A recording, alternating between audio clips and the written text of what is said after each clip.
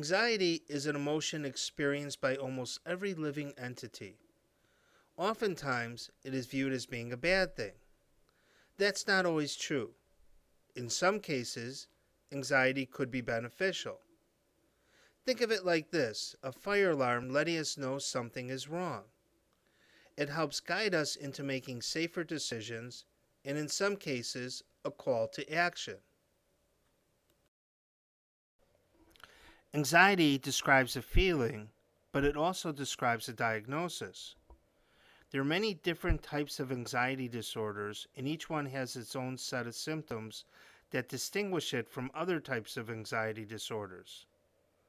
Most often, you will need a professional to diagnose which particular anxiety disorder you may be suffering from. For children and adolescents, diagnosing anxiety disorder can be challenging. They could be experiencing other life challenges such as hormonal changes in adolescence. This could confuse the diagnosis. For children, they're not always able to articulate their feelings, and behavior could be confused with something else.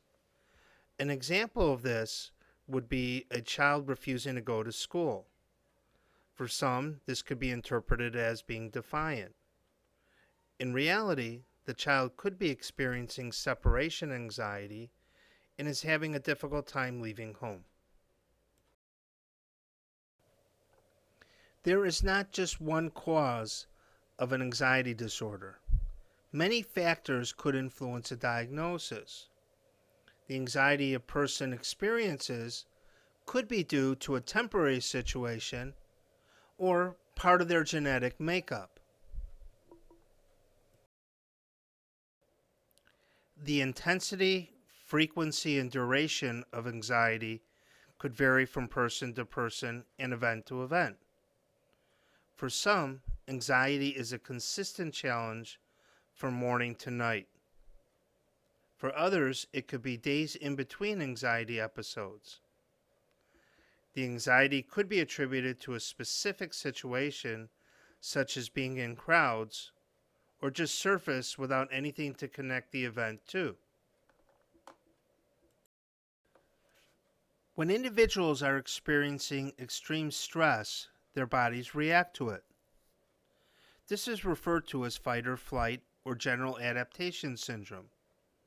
Whether perceived or real, our bodies believe they are under attack. A chain reaction of events happen within our body that are a result of this. Regular occurrences of this experience have significant impact on the human body. For anxiety sufferers, routine activities could create sensations similar to an anxiety attack. There is a mind-body connection that interprets the sensation as an attack and responds accordingly. Relief of anxiety could come from different ways. The direction a person would proceed would be based on their own individual preferences. A person could start from one way and decide to include another method for addressing this issue. If you decide to go the medication route, this would need to start with obtaining a prescription from your primary care physician or a psychiatrist. Since each person is different and each professional has their own preferences, types of medications and dosages could vary from person to person.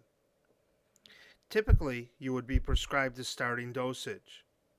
This may be changed or increased depending on your response and/or side effects.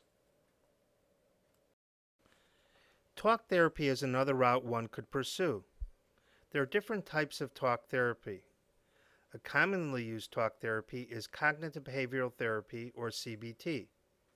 CBT focuses on patterns in thinking and behavior, and how that could impact on symptoms. Individuals are educated to learn new ways of thinking and behaving that could contribute to a more satisfying life. Lifestyle changes could significantly alter anxiety symptoms. Even evaluating peer relations could help. Peers could influence anxiety by the way they conduct themselves and what they say to you. There is not one specific route to go in addressing anxiety. Any combination or all three could be used. It really depends on the individual preferences and how one responds to the treatment initially chosen. Anxiety affects over 19 million American adults. It does not have to be a life sentence for sufferers. There are various different directions a person could take to alleviate symptoms. However, if symptoms do persist, it is important that you seek out professional help.